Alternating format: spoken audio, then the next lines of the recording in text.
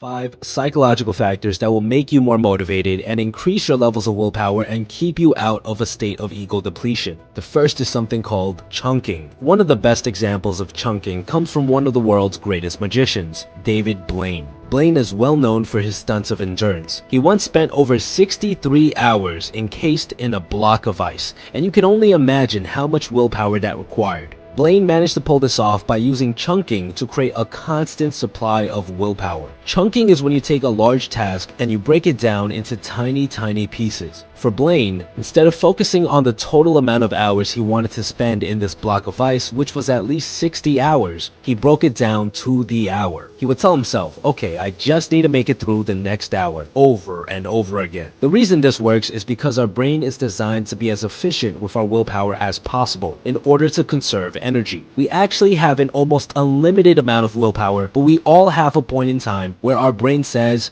nope, you've used enough, that's all you're getting for today. So when presented with a momentous task, your brain says, nope, we can't do this task, it's way too big, we don't have enough willpower to do it. But when you're using chunking and you focus your attention on one small piece at a time, then your brain says, hey, we could do this. Here's some extra willpower. And that's why in one of our previous lessons, I mentioned that we need to set a low bar when creating our routines. By setting a low bar, which is the minimum amount of work we're allowing ourselves to do, we're basically using chunking to get a little bit of extra willpower, just enough to force ourselves to stick to our habits. So how can we use this in our day-to-day lives? Well, instead of telling yourself that you're going to finish that 5-page paper right now, you're actually going to get more willpower, feel more motivated, and get more done if you tell yourself you're going to finish a single paragraph at a time. On top of that, chunking also increases the amount of confidence we have. Confidence is the second psychological factor that influences our levels of willpower. The more confident you are about a task, the less willpower it will require. Let's say that you want to lose 20 pounds. If I asked random strangers on the street how confident they were about this, most people would say that they weren't confident at all. However, if we use chunking and we cut this down to just 1 pound, most people would say, yeah, I could do it. Confidence is all about the small wins. By paying attention to small milestones, you actually become more and more confident towards your end goal. You start believing that you can actually do it. A great way to build confidence using small wins is by tracking your growth. For example, if you're someone who wants to lose weight, it's very effective to download an app like MyFitnessPal that allows you to track your progress. By tracking your weight and slowly watching your weight drop, this boosts your confidence and it requires less and less willpower to go back to the gym or stick to your diet. The third way we can influence our levels of willpower is by changing how we view willpower itself. Now, I know in our previous lessons I stressed the importance of things like avoiding ego depletion, and I taught you about ways in which our willpower levels are depleted. These things are real and serve a purpose, but a study conducted in 2010 by Professor Jobvi found that how we view willpower can severely affect our levels of it. For example, if you believe that willpower is limited, then you'll actually lose willpower faster than someone who believes willpower is unlimited. So what can we do about this? Well, let's establish the truth about willpower once and for all. The truth of the matter is, our levels of willpower far exceed the amount we use throughout the day. Our brain just likes to set a limit on it. However, if you've been studying the TAME course, you've gained some knowledge about how it all works. And knowledge is power, which means you have more control over your willpower. So I like to believe that by studying willpower, I actually know how to tap into my unlimited willpower more than the average person. And by adopting this very belief, you'll find yourself with more willpower in the long run.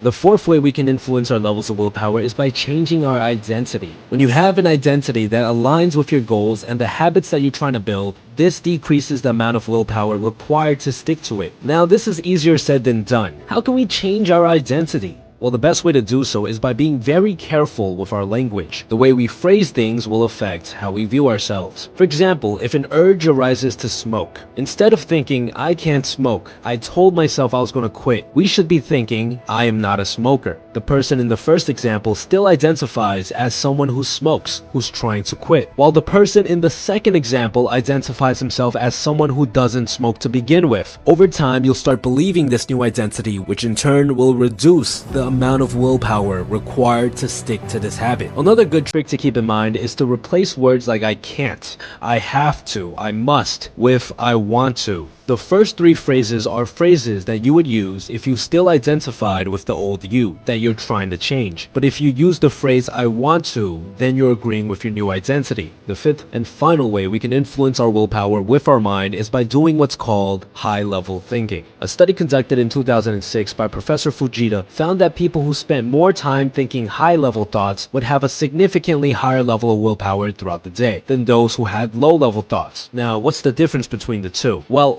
low-level thinking is when you think about the short term and you think about specifics. For example, you think about how you're going to get to the gym. You think about how you're going to lose your weight. You think about what foods you're going to eat. High-level thinking, on the other hand, is when you think about more general and long-term ideas. So it's when you think about why you're going to the gym, when you think about why you're trying to lose weight, when you're thinking about why you're changing your diet. Now, there's nothing wrong with thinking low-level thoughts because they are needed in order to plan ahead. You can't make dinner unless you think about what you're going to cook. But it's best to spend more time thinking high-level thoughts. High-level thoughts create a sense of purpose and meaning. If you think about why you're changing your diet enough, you start to truly believe that changing your diet is what's best for you. A great exercise that I'd recommend all of you to try is to take the keystone habit that you're trying to build in this course and fill out an entire page with why you want to stick to this habit. To sum it up, there are 5 powerful ways you can increase your willpower and get more motivated by changing the way you think. Number 1 is by chunking. Breaking up your big goals into tiny tasks. Number 2 is by increasing your confidence so that you start believing that you can actually accomplish your goals. Number 3 is by changing how you view willpower, that you're someone who can tap into their unlimited well of willpower by studying and practicing how it all works. Number 4 is by changing your identity. It's easier to quit smoking if you don't identify as a smoker. And number 5 is by spending more time thinking high-level thoughts. And just to clarify something, the biological factors we mentioned in our previous video are still important. It's still going to be very hard for you to stick to your habits if you barely slept the night before. But studies are simply pointing to the fact that these psychological factors play a bigger role. I know I mentioned before that we actually have far more willpower than we think we do. So in our next lesson, we're going to learn how to increase the amount of willpower that we can tap into.